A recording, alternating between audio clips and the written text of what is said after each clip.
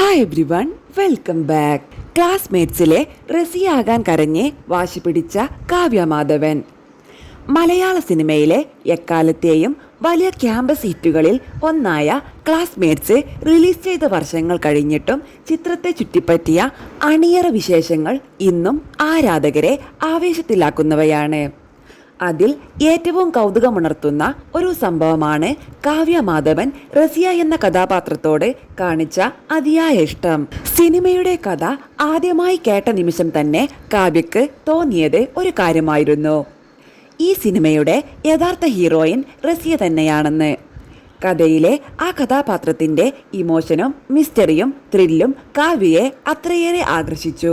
അതുകൊണ്ട് തന്നെ താരാകുറുപ്പ് എന്ന കഥാപാത്രത്തെക്കാൾ റസിയ ചെയ്യണമെന്നായിരുന്നു കാവ്യയുടെ ശക്തമായ ആഗ്രഹം. സംവിധായകൻ ലാൽ ജോസ് പിന്നീടൊരു അഭിമുഖത്തിൽ ആ സംഭവം ഓർത്തെടുത്ത് പറഞ്ഞത് ഇങ്ങനെയായിരുന്നു: സിനിമയുടെ ആദ്യ ഷൂട്ടിംഗ് ദിവസം കാവ്യ മേക്കപ്പ് കഴിഞ്ഞിട്ടും സെറ്റിലേക്ക് വന്നില്ല. ഞാൻ അന്വേഷിച്ചു ചെന്നപ്പോൾ താരം കരഞ്ഞുകൊണ്ട് ഇരിക്കുകയായിരുന്നു. എനിക്ക് താരയുടെ റോൾ വേണ്ട ലാലേട്ട, അതിൽ വലിയ കാര്യമൊന്നുമില്ല, ഞാൻ റസിയാകാം, താരയുടെ വേഷം വേറെ ആർക്കെങ്കിലും കൊടുത്തോളൂ എന്നാണ് കാവ്യ പറഞ്ഞത്. ഒരു നടിക്കായി അത്രയും ആഗ്രഹിച്ച കഥാപാത്രമായിരുന്നു റസിയ. കാരണം സിനിമയുടെ മുഴുവൻ ആത്മാവും അവസാന നിമിഷത്തിലെ ആ വെളിപ്പെടുത്തലും റസിയയിലൂടെയായിരുന്നു കടന്നു പോകുന്നത്.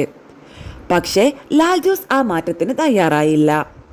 അതിനു പിന്നിൽ വളരെ വ്യക്തമായ ഒരു സിനിമാറ്റിക് കാരണവും ഉണ്ടായിരുന്നു. അന്നത്തെ മലയാള സിനിമയിലെ ഏറ്റവും ജനപ്രിയ നായികമാരിൽ ഒരാളായിരുന്ന കാവ്യ മാധവൻ പർദ്ദ ധരിച്ച് റസിയയായി വന്നാൽ പ്രേക്ഷകർക്ക് തുടക്കത്തിലെ വലിയ സസ്പെൻസ് മനസ്സിലാകുമെന്ന് സംവിധായകൻ ഭയപ്പെട്ടു. സിനിമയുടെ ക്ലൈമാക്സിൽ ഉണ്ടാകേണ്ട ആ ഞെട്ടലും ത്രില്ലും നഷ്ടമാകരുതെന്ന് ലാൽ ജോസിന് ഉറച്ച വിശ്വാസമുണ്ടായിരുന്നു. അതുകൊണ്ടാണ് റസിയ എന്ന കഥാപാത്രത്തിനായി ഒരു പുതുമുഖത്തെ തെരഞ്ഞെടുത്തത്. പിന്നീട് രാധിക അവതരിപ്പിച്ച റസിയ മലയാള സിനിമയിലെ ഏറ്റവും ഓർമ്മിക്കപ്പെടുന്ന കഥാപാത്രങ്ങളിൽ ഒന്നായി മാറി. അതേസമയം മനസ്സില്ലാ മനസ്സോടെയാണ് കാവ്യ ഒടുവിൽ താരാകുറുപ്പായി ക്യാമറയ്ക്ക് മുന്നിലെത്തിയത്. പക്ഷേ റിലീസിന് ശേഷം താരാകുറുപ്പും മലയാളികളുടെ ഹൃദയത്തിൽ പ്രത്യേക ഇടം നേടി. പ്രണയവും വേദനയും നൊസ്റ്റാൾജിയയും നിറഞ്ഞ ആ കഥാപാത്രം ഇന്നും ആരാധകർ ഓർത്തെടുക്കുന്നു. കാലം തെളിയിച്ചത് ഒരു കാര്യമാണ്: ലാൽ ജോസിന്റെ തീരുമാനം സിനിമയ്ക്ക് വേണ്ടി ഏറ്റവും ശരിയായതായിരുന്നു.